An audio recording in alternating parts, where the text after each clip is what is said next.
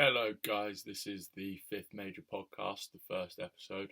Today, we're going to be talking about the European Ryder Cup teams.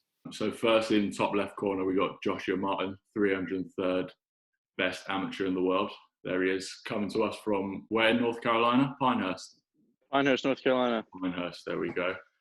Next in, we got Andrew Fargy. Not a lot to say about him, to be honest.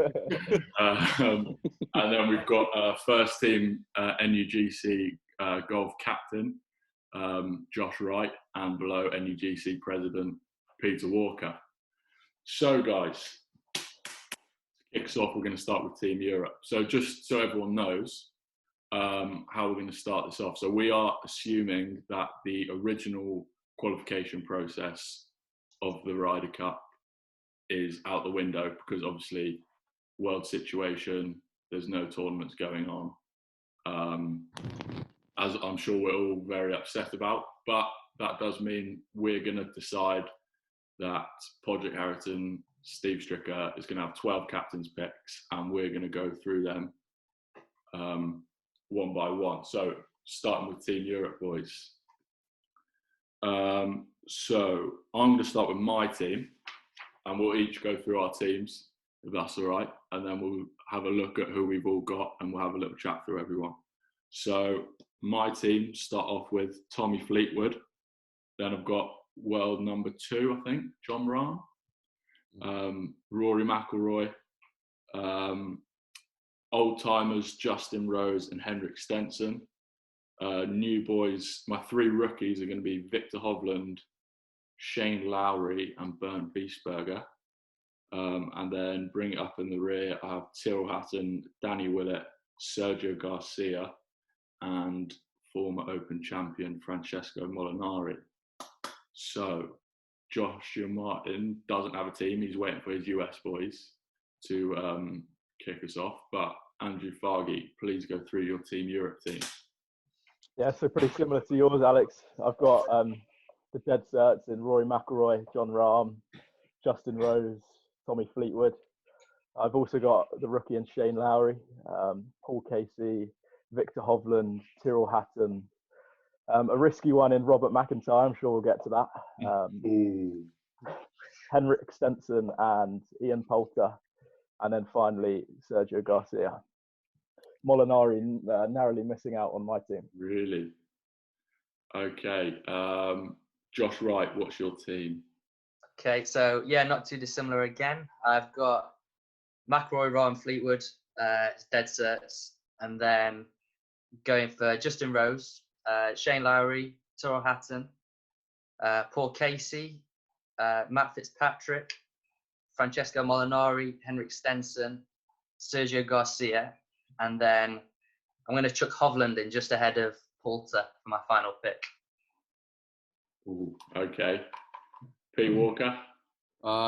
So pretty similar. So I'll have McIlroy, Rahm, Garcia, Fleetwood, Stenson, I'll have Fitzpatrick in there, Tyrrell Hatton, Paul Casey, and then I'll have Molinari, and then 2 more. Hovland and Willett, I'm going to go. Danny Willett, throw in there. Danny Willett, okay. Very interesting. Yeah. Sure, Andrew, I'll have something to say about Danny Willett later. We'll come on to that. Yeah. But let's just start, I think, McIlroy, Rahm, Fleetwood, dead certs. McIlroy and Rahm especially. What sort of impact do you think those guys will have on the team? Maybe are they a potential pairing? Because that would be pretty formidable, I think. That's a few ideas I had. But it's a pretty cert point if you put them together in a way, isn't it? I mean, I think like Rahm's pretty much the best player in the world at the moment. I would agree with that. I think he is, yeah. I think if Augusta would have gone ahead, he would have been almost like dead, not dead cert, but he would have won a major this year, sure. Yeah, 100%. He's playing so good. And like, did you see that simulation that golf company ran? And they ran it of like who would win, and they put Rahm on top with DJ like second. Yeah. I'm not sure I'd have them as a partnership, to be honest. No, I don't think so. I don't know. I think you split your best players up. Yeah. Do you guys tend to think that in a pairing you match the style of play, or do you want a short hitter and a long hitter? How do you? I think in foursomes in general, you just want 2 steady players, don't you? 4-ball, you want more of just the birdie makers. Yeah. I tend to match them, and that's what we generally tried to do in the past. But you're always hitting like similar shots. Because if you play the course plenty of times, and then all of a sudden you're playing like a shot from like either 50 yards back or 50 yards forward than where you normally are, it's gonna be like completely different kind of playing. Makes So sense. Maybe that's why me and you shouldn't have played together at Hollymore. we did not get anything right that day, mate. No, we did not. And just quickly a word on Tommy Fleetwood as well. Like, he's been great over the past few years. Obviously, brilliant performance over in France. How do you think he'll cope with his first experience in America? Yeah, Good. In the Ryder Cup? He hasn't really got any weaknesses in his game, has he? Yeah, exactly. You can do everything, can't you? He's consistently been one of the world's best players for the last 3 years or so. So did really well in the last Ryder Cup. I don't see why he's not going to go really well again. Came second in the US Open, didn't he, as well? Yeah, he nearly beat. Didn't he shoot? He shot like 63. It shouldn't Yeah, have to nearly beat Koepka. Yeah, very close. Yeah, class player. Not going to do anything wrong, is he? Yeah. Okay. The fourth guy we all had is an interesting pick. I didn't think everyone would have him, and it's Justin Rose. So obviously Rosie's gone to Honma, and there's a big thing made often with the best players in the world about like these club changes, and Rosie hasn't been the same player he was since he lost his spot as world number 1. And but it's interesting to see we've all kept him in the squad. Like, what's everyone's reasons for that? I didn't pick him. Oh, you didn't pick him? No, I didn't pick him. But... That's not ideal. There we go. What's your reasons for that then, Pete? I just don't really I think he is going in our squad. I think he's not playing good enough golf at the moment, I don't think. Really? I mean, I don't know. He's so good normally, and especially like pair with Stenson, he normally makes a very good pair. Yeah, his pair in Stenson, he's won 6 and lost 2. I think to be fair, it has been shown in the past that like old picks generally the experience comes back well. Look like Paul Lawrie and Medina. Yeah, even Garcia in France. Like Garcia had found a game from nowhere. He had no form. Yeah, Thomas Bjorn came over under a lot of fire when he picked Sergio. Everyone was saying that he's just gone with the old boys, but really paid off in the end. Yeah, I can kind of see why, but like Rose isn't at that stage in his career yet. He's like 14th in the world right now. I just think he's had a little bit of a bad run of form, but he's still a world-class player. I think Pete's probably going off the fact that in 2020 he played 5 events and made 2 cuts, 0 top 25. I mean, it can happen though, can't it? I just think like he seems like a top lad to have in a dressing room as well. And apparently he's split with Honma. Yeah, he was seen. He was seen playing with tailor-made clubs. I think it was a pro-am or a practice round or something. He's gone back to at least tailor-made woods. I don't think he's still using the Honma irons either. No, but he's still using the putter. I think that's about the only thing that's left in his bag. As well, that's another thing. If you were say this was Padraig Harrington, he's picking up like he's thinking of his 12th player, and he's thinking Rosie or someone like I don't know, one of the young guys like Rob McIntyre or someone like that. You're going to go Rosie because when it comes to that last moment, like on like Sunday singles, who's the American going to want to be facing, Rosie or a rookie? And it's obviously going to be Rosie. Yeah, true. So Rosie goes into our team. Watching back Rosie's comeback. Yeah, the Medina was one, wasn't it? That's probably one of my golfing moments ever. No chance I was leaving him out of the team after watching that. Yeah, that was beyond incredible. And when he was the best evening. When he nearly punched. He nearly punched Phil Mickelson in the face on the 18th green. That took some serious control to restrain himself there. Yeah. What I loved about that moment, Mickelson nearly chipped in before him. Yeah. And Mickelson's going mad with his thumbs up, and there's like, I think it was Keegan Bradley there. He goes over like high fives and like so American, getting all pumped. And then Rosie just went and rolled it in. I loved it. Everyone's like, nearly impossible to make up and down from here. Yeah. That was a great moment. Rattled in the cups as well, didn't it? Oh yeah. What a putt, he's got to go in. He's got to go in the team. Yeah, Rosie's in. Sorry, Pete. Pete, you're wrong. Fifth player, Tyrrell Hatton. Do we all have him? Yeah, I had him. Yeah, he's in my team. Yeah. Again, he played in America before. I think that experience over there, like we didn't play amazing in Hazeltine, and I think there was a few guys in Hazeltine. We took a few rookies over there, like Andy Sullivan, I think. Yeah, Chris Wood, I think, was in as well. Yeah, Chris Wood and Fitzpatrick, and they struggled, and I think that's definitely got to be a factor in our selection. Yeah. So Hatton having that experience again, he was one of those rookies as well. Didn't play amazing, but having that experience, and he's just won. I don't know if you guys did. You all watch? Was it Arnold Palmer? Yeah. And I thought it was really impressive. His game's in great shape. Won, I think, Turkish Airlines Open, won that 7-man playoff last year as well. I'd chip it in as well, didn't he? Yeah, he did. Yeah, very clutch. He was so clutch at the end. Under pressure, he seems pretty good. Pretty fiery character as well. Yeah, had those problems in his early career, didn't he? Getting a bit temperamental. A bit like John Rahm, isn't it? They both sort of early on had the hothead that wasn't the sort of hothead side that wasn't helping their games, but I think they've both toned it down to the point that they have a little bit. I think it's a positive fire. Hatton's still got it there, I think. But Rahm channels it well. Like I've seen interviews with Rahm, and he's like he gets all fired up when he makes a bogey or whatever. But that just his bounce back ability, I think, is so good. Yeah, I think he's got the perfect balance, really. Yeah. Mentality. I think Hatton can sometimes take it a little bit too far. Yeah. But yeah, Rahm mentally. Rahm sort of shows emotion without losing his head. I think they're different things. And yeah, he's just a Spaniard, isn't he? He's got a bit of heat to him. Yeah, got a bit of flair. Fiery Spaniard. Yeah. Right, Henrik Stenson. Again, this was sort of another reason for picking Rosie. It's their partnership. Yeah. I can't see him playing four games together at all. But certainly 2 or maybe 3. That partnership, I think, will be crucial. And again, just what we were saying about the old heads. And as well, Stenson did win recently. I think it was Tiger's tournament. Yeah, he did. He won the Hero World Challenge. And there was a good field. That was Reed's old digging in the sand tournament, wasn't it? Yeah. Which is interesting. But this course as well, Whistling Straits, just seems to be a bit of a ball striker's paradise as well. Absolutely. Like 7,700 yards, very strong winds because it's next to, is it Lake Michigan or something? Yeah, just plays like a lake Michigan.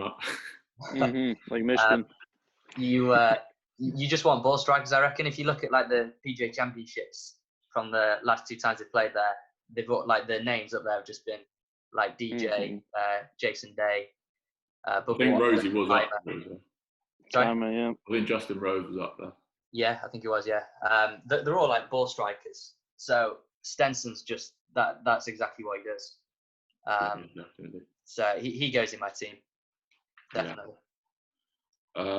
Right, another one we all had, which was maybe a bit of a surprise, Victor Hovland. Why did everyone go for him? I just think he's been so impressive since he's turned pro. Like 57th in the world rankings already. I mean, that's pretty impressive. Just say he turned pro last year. He's hardly missed a cut. Already won on the PGA Tour. Ball striking is ridiculously good, which is why I picked him ahead of Poulter. So it was between those 2 for me for that final pick. But I also think he comes across as a very good team player. I don't know about you, but every time I see him in the media, he's very, smiley. Seems very easy to get on with. And I think that's pretty important. And US Amateur champion. Yeah, good match play record, US Am champion. Yeah. So I don't know if you guys have seen that. There's highlights of the semi-final with Cole Hammer. Yeah, Pebble Beach, and that match was like unreal. Some of the shots they were playing. And again, that's another major championship venue. Like he shows you can do that. Yeah. Have you ever beaten Victor Hovland, J-Mart? I'm not sure. I think the 1 week I beat Matt Wolff, he was playing in the Masters, so didn't have an opportunity that week. But who knows? Maybe I think my brother did actually a long time ago in junior golf. But I'm not sure. Had you heard a lot of talk about Hovland around sort of American college scene before he came on? Was there a lot of? Honestly, He was a grad class below me, so Okay. obviously he was a good junior. He got a scholarship to Oklahoma State, one of the best golf programs in the country. But honestly, I didn't really start hearing about him until my college career. His game took off, and him, Matt Wolf, and a bunch of other guys won a national championship on their home course in 2018. So yeah, obviously have some match play moxie, and all good team players. So yeah, definitely. Right, another guy we all had, Sergio Garcia. We briefly mentioned earlier how he sort of pulled his game out of nowhere. He was in some really bad form going into France, and obviously pulled his game out of nowhere. I think he won 3 matches in France. You might correct me if I'm wrong. Yeah, he did. I think he played 4, won 3, I think. Yeah, which obviously is a serious good record, and he played some great golf over there. Also, he is the leading point scorer for Europe in Ryder Cups, and similar to what we said with Rosie and Stenson, that's just not something to be. It's not something to be scoffed at. I definitely think with this whole Europe team, it's a massive battle between these new guys and guys who've been doing well on the European tour coming through, and old guys who are sort of either losing a bit of form or trying to find a bit more form, like your guys like Westwood, Poulter, and some others, and what balance, it'll be interesting to see what balance Padraig goes for in that, of young and old. Yeah, these youngsters need to start stepping up. I think in like 4 years' time, we could be really struggling, because like when Rose goes, Stenson, Garcia, Poulter, like how the hell are we going to replace these guys? I mean, they've been so good for Europe over the years. Like, who is really going to step up and take their place? Is that a reason to? Not really look like, does that mean? Is that a reason to get more of them involved earlier on? I'm not sure. I think if you've still got them there and they're playing all right, I think you pick them. I think you've got to live in the right now. Yeah, I think you've got to pick the best players on the day. Who's going to win you the tournament? Because no point saying we lost 6 in a trot so we could win the next 4. Yeah. And then still not win the next 4. Because you've had enough of losing in the past. Like, the last few years have been pretty good for once. Yeah, definitely. Another guy who is a rookie, Shane Lowry, Open champion. Thoughts on him? Well, I'm surprised actually it's his first Ryder Cup, because he's been about for a while. I think he's been quite unlucky. He seems to always play well in the odd years, like the odd numbered years. Like, I think he won the WGC in 2015. Like, if the Ryder Cup was 2015, he'd have won. He just always seems to be that guy who just misses out. I always think him and Russell Knox always like 13th and 14th men, they just miss out. But yeah, this time he's got to go in. Like, this course is a links course, pretty much. Yeah. Like, he's grown up in playing in the wind, won the Open by a mile. And he's just playing really good golf actually at the minute. Like, I think he was like hungover for 6 months pretty much after he won the Open. But that is the thing. Since the Open, I haven't seen anything of him. No, like, honestly, he's coming good. Like, the last 5 events, I think he's finished top 25 in every one. Really, that's good to hear. His short game's a joke. Like, his wedge play and his short game, everyone says like his feel is just incredible. Like, quite unorthodox with it apparently. Like, hooks his wedges into greens and stuff. Like, his chipping looks so nice. Doesn't like hitting a straight wedge shot. Like, when he holed out, I think he holed out at the Open from like 70 or 80 yards, and you saw it move like 20 yards in the air. Yeah, so it might have been in America somewhere, I think, actually, the one I'm thinking of. But he moves it a mile when he hits his wedge shots in. Like, quite interesting, because I can't draw a wedge from the line. I can't draw anything, so. I'll take that one for the boys. Yeah. As well, Josh, you mentioned there about the setup of the course being a bit like a links course. Yeah. How do you think that's going to affect? Well, obviously that does benefit the Europeans, but as well, Josh, I'll bring you into this one. Like you've obviously spent some time in England now playing golf, and like golf over here is completely different over there, and it's just strange for me that the US have chosen Whistling Straits.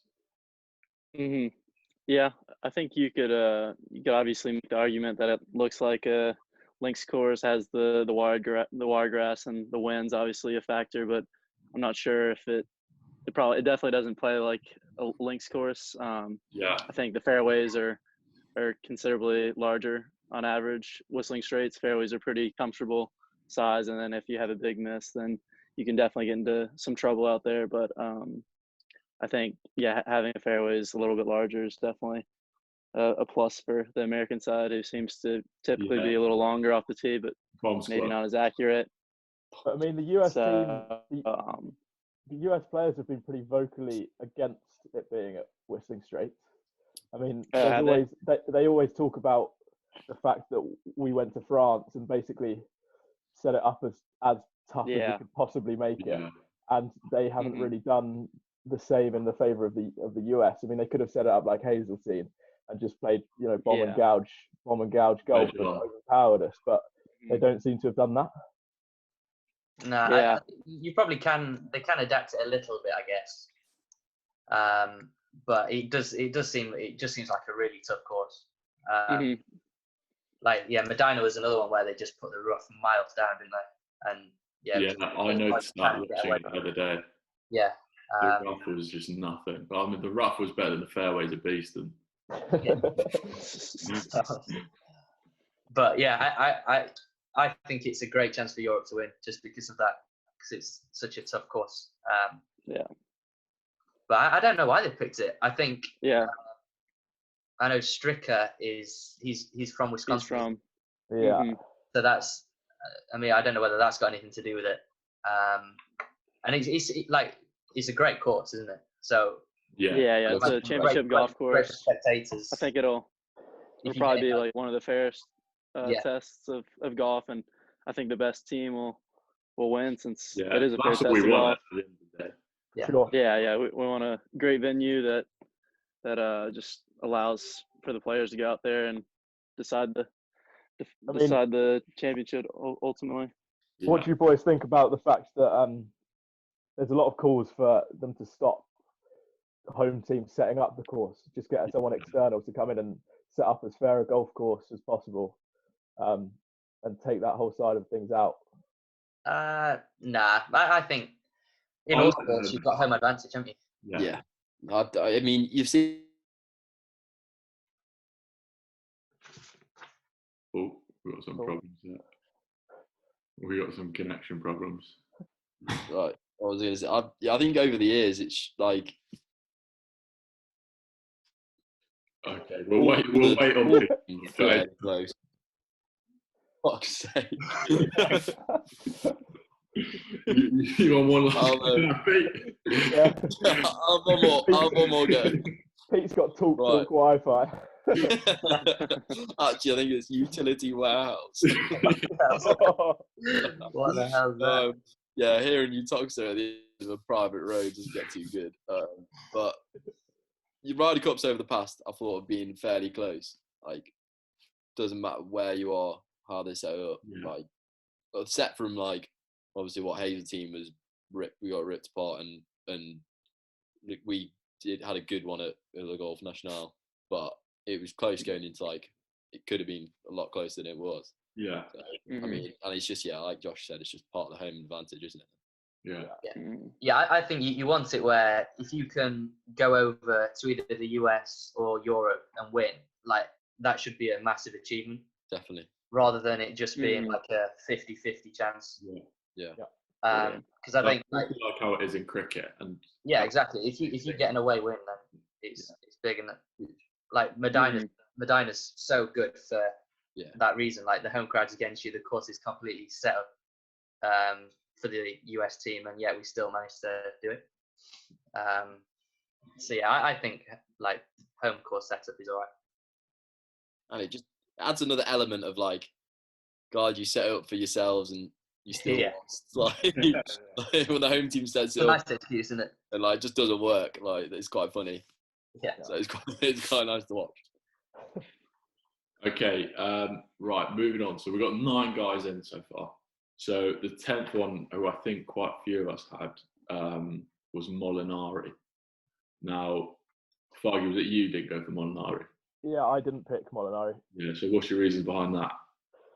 I think he hasn't recovered after the whole Masters incident. Obviously, he was in control on Sunday, going into the back nine and completely sort of caved in. I watched an interview with him where he was Pretty distraught. pretty distraught and talked about how he was struggling to come back from it. And you look at the form he's in at the minute. I mean, I always think of Molinari as a steady golfer, you know, finding fairways, finding greens. And I mean, in the 2020 season, I think I read he was 207th on PJ Tour in driving accuracy and Really? 204th in greens in regulation. Yeah. And that's just screaming out to me that he is not ready. Yeah. I remember Bethpage Black, the PGA, and I was watching it, and he was paired, I think, with Brooks, and they were both teeing off 10, and he hit one of the biggest duck hooks. But it was just this huge hook, like onto another fairway, like well left. And obviously he had such a good year going into that Masters, and like a couple of years, I think the year before he was Open champion, won at Wentworth, and I think it was the Italian Open. Yeah, he had a crazy good 2018, I think. Yeah, and Ryder Cup just dominated that. Yeah, he won at Wentworth, and then he won I think he won the week before, 2 weeks before the Open, and then goes over and wins the Open, and then gets 5 points in the Ryder Cup. He looked pretty unbeatable that point of the year, didn't he? Yeah. And then again in 2019, just before the 19 Masters, he won the Arnold Palmer. Yeah. Got like a 64 in the final round or something to win that. Like he was probably the best player in the world. He was, and yeah, like Foggy says, it is quite worrying that he's just completely dropped off the cliff after that. Yeah. Well, especially as it's like, in the world. It's just staple of his game, accuracy, like hitting straight ball, not doing much wrong, is like, especially being like down like where PJ Tour, where, you know, a lot of the emphasis is on hitting longer drives. You know, and being that far down means for a shorter hitter, that's pretty worrying. Yeah. Yeah. But at the same time, I mean, the Ryder Cup always seems to bring out the best in players like that. And it's either him or I don't know who you guys. We'll get on to it. We'll get on to it. Yeah. Bernd Wiesberger. As well, I think I know it was 2 years ago, but it's almost like if in football, a guy scored a hat trick and then you don't pick him the next game. Like he's not the guy won 5 matches, and then the next time around he doesn't get a chance. And yeah, I know that argument's a bit debunked, the fact that it's 2 years apart, but like as well, there's another thing, that partnership with Fleetwood, Mollywood, does that get? Yeah, that's the thing that pushed him in for me. Yeah, I think Fleetwood and Molinari and Foursomes, you would not want to be facing them. Absolutely. No, definitely. And Forby's temporary class is permanent. Molinari, I could see him. I can kind of see the argument for him not being in, but is Molinari going in then, or are we abstaining until we have a chat about more people? Yeah, no, I'll concede. Okay, Molinari's in. Yeah, you gotta be in.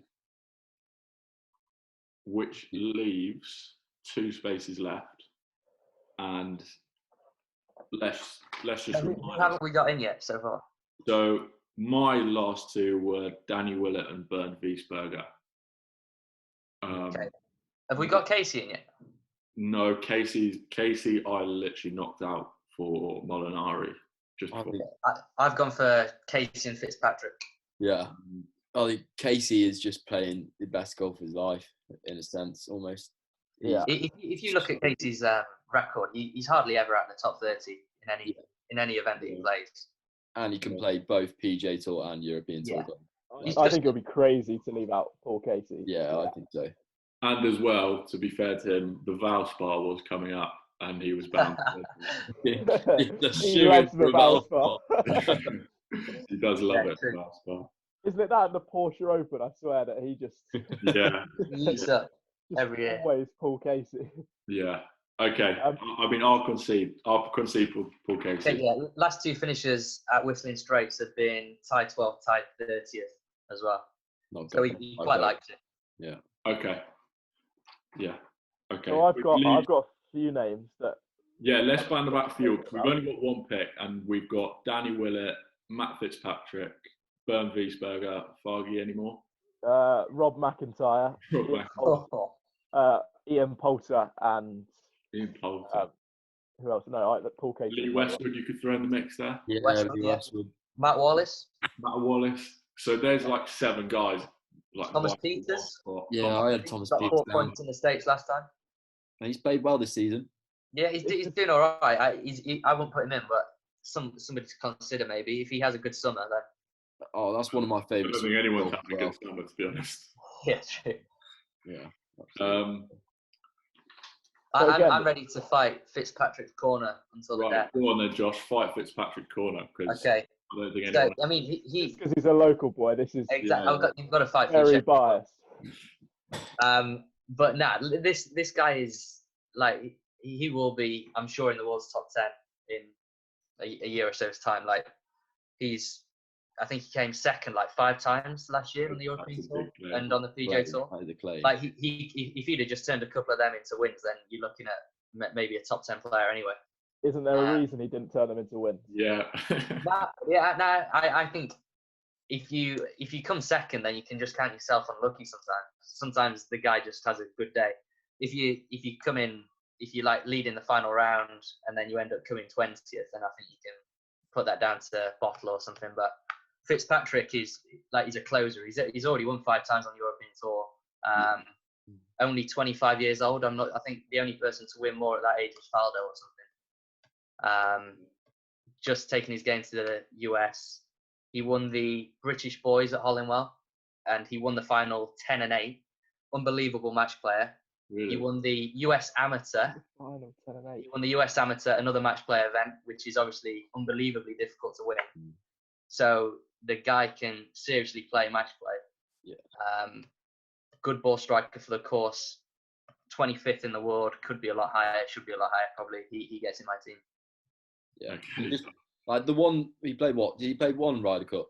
And yeah, he played at Hazeltine, played twice. And that did not fit him at all, did it really? No. It wasn't pretty. So straight, ball striker like. Yeah, he was only like 21 as well when he went. I mean, thrown into the deep end or what? All the rookies then got overhauled like a little bit, but yeah, I think I personally I would pick him, but like I'm going to fight my corner, and I think I might get eaten alive here for Danny Willett.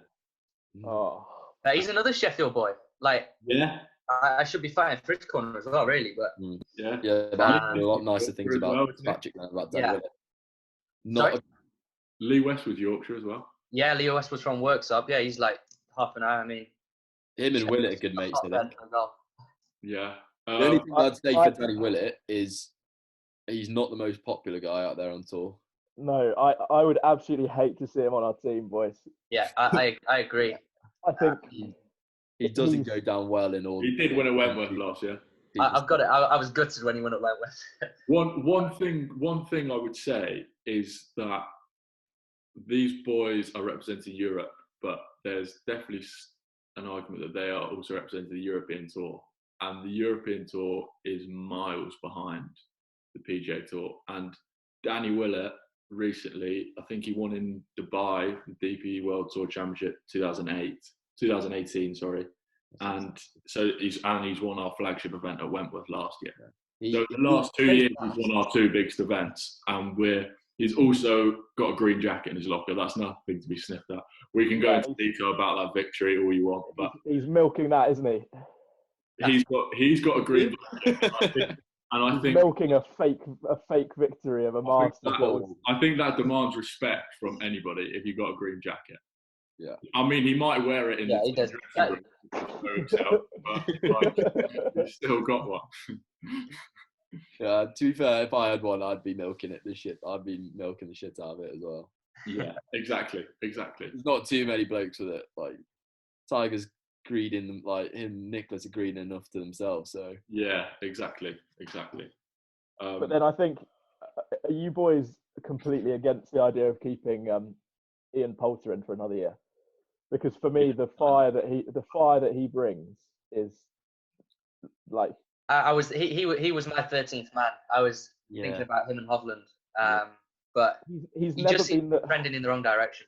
He's never been the best player going into Ryder Cups. Though no one's ever thought of him as like Nah, but he's going to be the best. He's going to be the best ball striker out there. But I think it's coming to that point.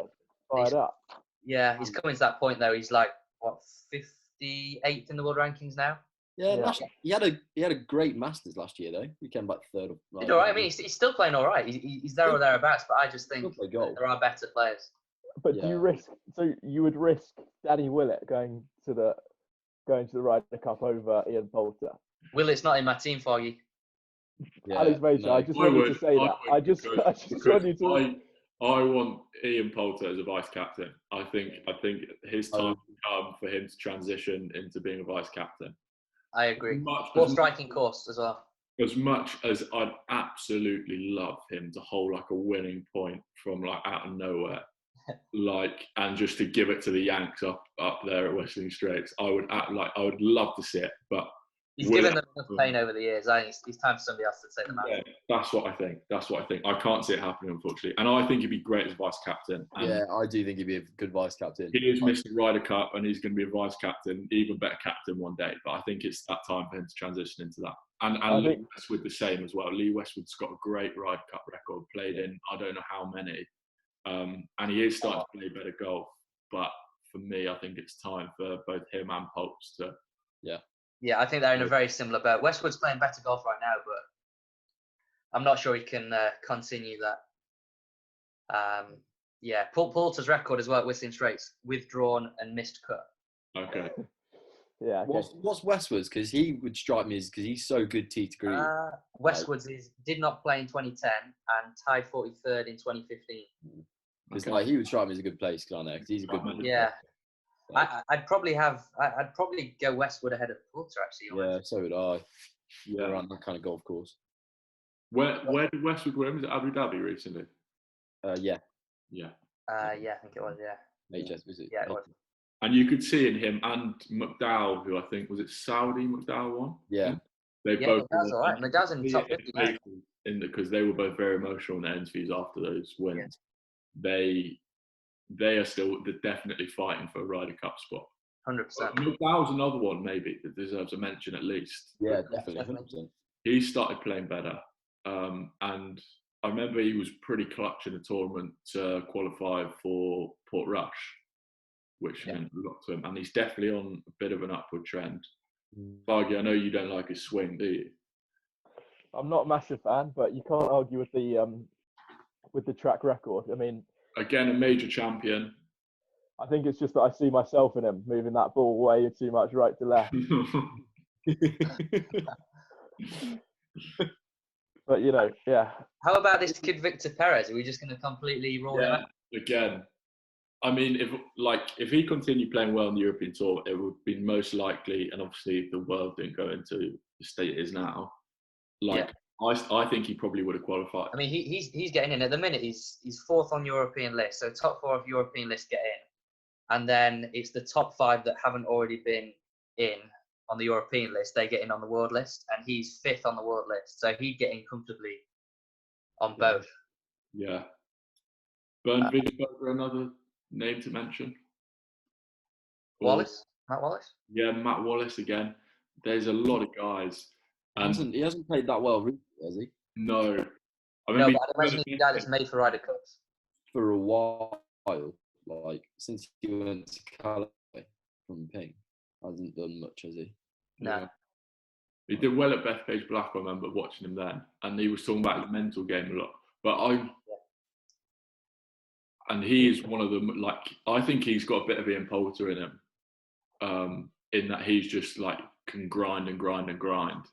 Maybe doesn't have the best skill set, but it's just a grinder. And I think one day we'll see him in the European team. I'm just not sure it's now. I don't think his form's quite good enough. Agree. Anyone else anyone wants to mention? Have we got Wiesberger in? Yeah, Wiesberger. Wiesberger's in the team? He's not in the team. Oh, he's not in the team, okay. I think we should all, everyone should say who their next pick is. And then you all have to choose someone who's not your own pick. Okay. So who everyone else is most happy to settle with. Yeah. Okay, so my pick is Willett. I just want to see him in that green jacket in the locker room. The Ryder Cups. Everyone comes out in their matching suits. He comes out in the green jacket. He's in the green jacket. I just like him as a character, and he's had experience in Hazeltine as well. I don't think he got any points at Hazeltine, but His experience was ruined. Didn't his brother say something in the press that was like that? I think his brother said something really stupid. At the press I remember that. And that completely overshadowed his whole week. Yeah. But he was awful there, wasn't he? As well. Yeah, he was bad. But there was a few of them who weren't good. I think Andy Sullivan comes to mind. Yeah, Sullivan. I think it was only Raf Cabrera who played well out of the. Yeah. He's another name we haven't mentioned. Yeah, I had him down, but not. I don't know. Just. Oh, by the way, another one, Martin Keimer. Yeah. The guy won in 2010 and then was in the top 5 going into the final round in 2015. And also holds the most famous ever putt in our generation. Yeah, I mean the guy's a 2-time major winner, won the Players. His game seems to be coming around a little bit. Very good at the moment. I think if this coronavirus hadn't happened, I think he would have got a decent chance of going in. But as it stands, it's a little bit difficult to just. I think we know who your player is going to be, Josh. It's going to be, I don't think I need to say it again, though. Yeah. Matt Fitzpatrick. Well, Fargy, who's yours? Well, I'm going to stick with Ian Poulter. Okay. Mine. I'd like to see him in there. And Pete? I'd be between Wiesberger and Keimer. Okay. Let's throw one out to you, Josh. Who would you least want to face out of the names you mentioned? As an American? Probably Poulter, He's not very well liked in America. And he has a pretty good track record in the Ryder Cup, so obviously that's it. Poulter's face and his smiles again. Are we putting in Poulter for the sake? I think I should have the final say, yeah. Captain. Vice captains. Yeah, we haven't actually discussed vice captains. Are we Westwood, McDowell. How many vice?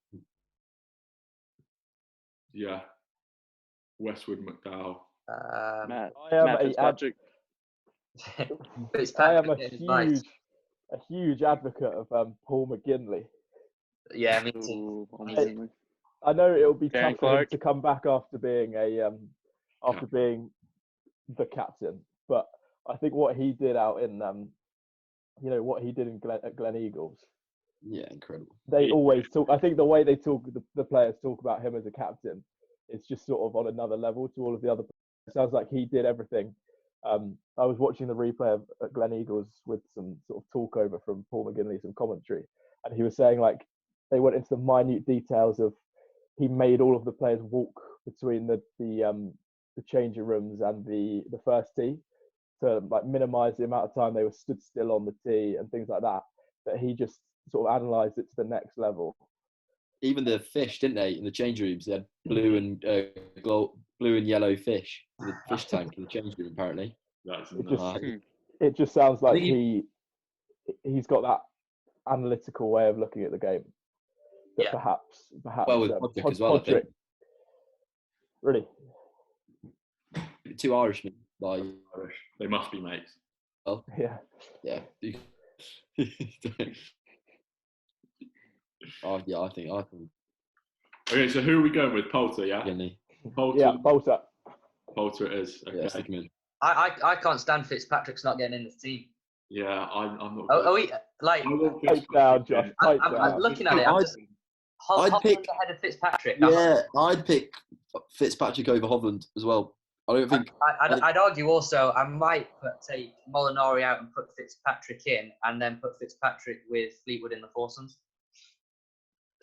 Molinari and Fitzpatrick, similar kind of players. Yeah, true. But I don't know. I wouldn't put him ahead of Molinari, but I'd put him ahead of Hovland. Yeah. It's so difficult to tell how good this Hovland guy is right now.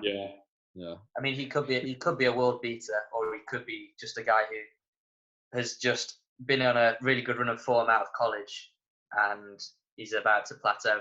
I mean, I think he will be a world beater, but it's whether he's a world beater now yeah. to go over and beat guys like, say he's paired against, I don't know, Brooks or JT.